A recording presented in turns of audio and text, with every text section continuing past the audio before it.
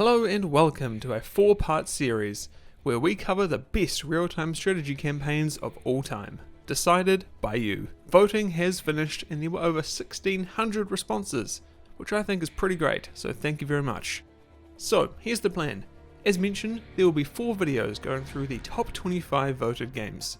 This one today will cover the runners-up, numbers 25 through 16.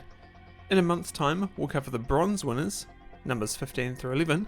A month after that, we'll cover silver, numbers 10 through 4, and finally, 1 month later, will be the gold winners, numbers 3 through 1. The top 3 best RTS campaigns ever made. Finally, definitively said. Now, I haven't had any input in these results, but I will give my thoughts as we go, and whether I think these games deserve their spots. There's already a few that I was surprised to not make the cut, such as Company of Heroes 2, Dawn of War 2, Stronghold, Homeworld 2, and a personal favourite of mine, Impossible Creatures, which received only 0.7% of the vote, so it's fair to say that this list might get a little spicy. Also, a quick disclaimer, there may be some light spoilers for a lot of these games, but I will try to keep it to a minimum, so that if you haven't played them, you can experience their best moments for yourself. You'll find links to where to play all of them in the description. Right, we have a lot of games to get through today, so without any further ado, let's get on with it. Ladies and gentlemen, I present to you the top 25 RTS campaigns of all time. Today, they're runners-up, numbers 25 through 16. And at number 25, we're starting with Supreme Commander Forged Alliance. Man, what a game. If this list was about gameplay, I imagine that this would be a lot higher. But nevertheless, I am glad to see it here. A standalone expansion to Supreme Commander, Forged Alliance brought an entirely new race to the game in the Seraphim to be the focus of the campaign, and in it the existing 3 races formed an uneasy truce to hold back the alien invaders, hence the name. While Forged Alliance is almost exclusively remembered nowadays for its gameplay and bustling community support via Forged Alliance Forever, the campaign is still a great time. It's one I played back in the day, and one that I have fond memories of.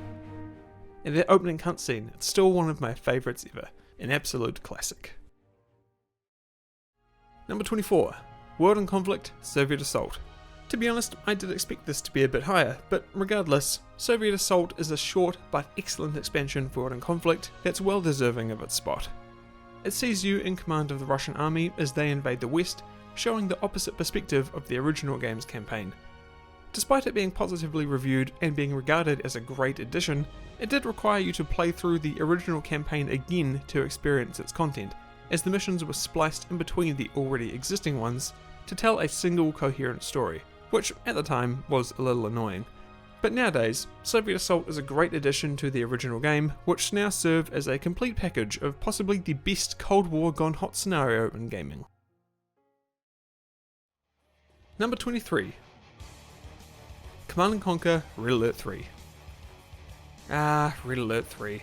While not quite as well remembered as its predecessor, or even its own sibling, RA3 still served as a great final entry in the increasingly wacky alternate history series that started way back in 1996. The FMV cutscenes were lovingly cheesy, the budget was higher, and the actors were more famous, sir.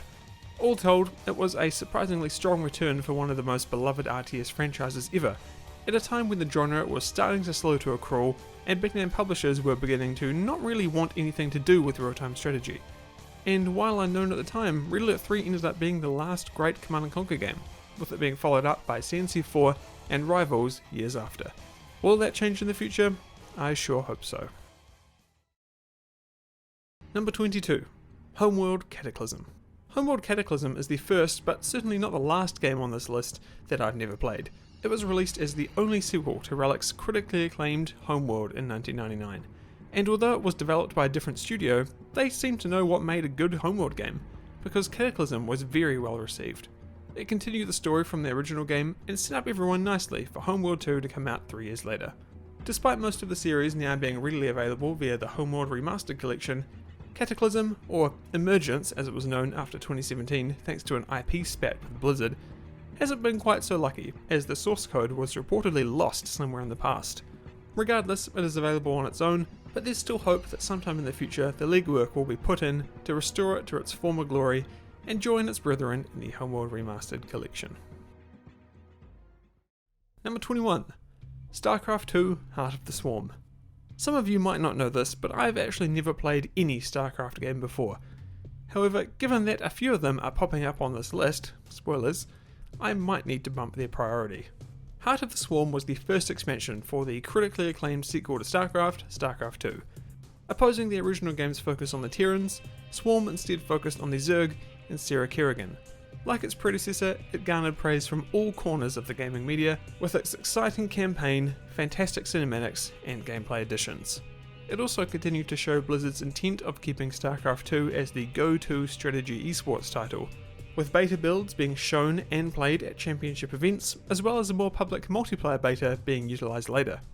Heart of the Swarm may not be the most refined outing of the series' history, neither is it the highest rated, but when you're up to review scores such as these, well, it's not much of a surprise, is it? Number 20, Age of Empires 2. If you're talking about classics, it's hard to find one more well-aged than Age of Empires 2. And with its multiple re-releases and remasters over the past decade or so, it remains in the public consciousness more than most games we'll talk about in this series. It's not often remembered for its campaigns when compared to its skirmish and multiplayer offerings, but Age of Empires 2 still offered a lot for solo players, especially when you consider how much more difficult online play was back in the day. More often than not, you were probably playing by yourself. And while the presentation wasn't on the same level as some of its contemporaries, Age 2's historical approach and vast offering was clearly enough to keep it as quite a few people's favourite. I certainly have some wonderful memories of campaigning through England as William Wallace, or Spain as El Cid. Number 19, Dawn of War. Now, I really thought this would be higher, but hey, the 19th best ever is still pretty good. I'd never played Dawn of War seriously until a couple of years ago, but man am I glad I did. Dawn of War's campaign is fantastic, telling an epic 40k story following the Space Marine chapter of the Blood Ravens, paired with an action strategy focus and many pioneering mechanics for the time. Not only was it a great game, it helped to usher in a wave of new 40k games in the coming years, helping establish the IP as one of gaming's most recognisable. While the sequels may not have lived up to the quality of the original, it's still an excellent game that we can all go back to again and again and again. Number 18, Total War Warhammer 2. Okay, here we have the best and only Total War game on this list. Sorry, that might upset some people, but there it is. Now look, Warhammer 2 doesn't really have a traditional campaign when compared to the others here, but it does nonetheless deserve its spot. The Eye of the Vortex is a fantastic time, and while the story's presentation isn't anything to write home about, that's not really the point here. The real fun is found in the sheer variety of gameplay options and endless number of hours that you can sink into it playing as one of the many races and hero characters. It's seriously one of the best strategy games of the last few years, and if you're into its massive scope and incredibly deep gameplay, it'll be nearly impossible to get Warhammer 2's claws out of you. Number 17, StarCraft. Whew, StarCraft, man, talk about a bygone age, back when Blizzard made RTS games and pioneered genres. Following their success with Warcraft 2, StarCraft was Blizzard's next crack at RTS, with a brand new setting and series, along with an industry-first focus on unique and individualized factions. Set far into the future, StarCraft's fresh setting brought tons of innovative gameplay developments to the genre and helped create basically every RTS that came after it, with many gaming commentators at the time, and in hindsight, calling it one of the most important and greatest video games of all time. StarCraft is extensively remembered for the competitive scene that spawned from it, but it also featured a compelling story that would be continued in expansions and sequels for years to come. It's one that I've still yet to experience, but the more I think about it, the more it climbs higher on my list of must-plays.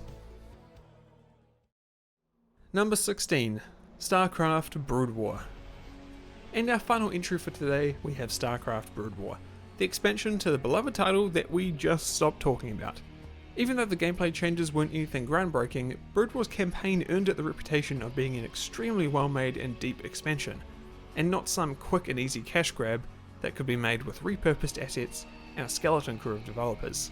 Almost all the team from the original game returned to work on Brood War, even also being assisted by an outside studio to help with some of the grunt work. I'm sure all that wasn't cheap, but it paid off in the end, because Brood War received exemplary review scores along with outlets praising the depth of its campaign, both mechanically and narratively, while also commending the expanded multiplayer and skirmish options, which would go on to help solidify StarCraft's reputation as the competitive RTS. You know, a fun fact for you, a couple of years ago I worked with a guy who used to be one of the top rated Brood War players in Oceania, back when I was just a few years old. Small world, huh? And that's a wrap for today. Thank you all so much for watching. What did you think of the list? Were any of these a surprise? And what do you expect to see in the next ones? Have a think, let me know, and I'll see you back in a month's time for the next episode. The Bronze Winners, number 15 through 11. And get ready, because going forward basically every game is fantastic, so the competition is going to be hot.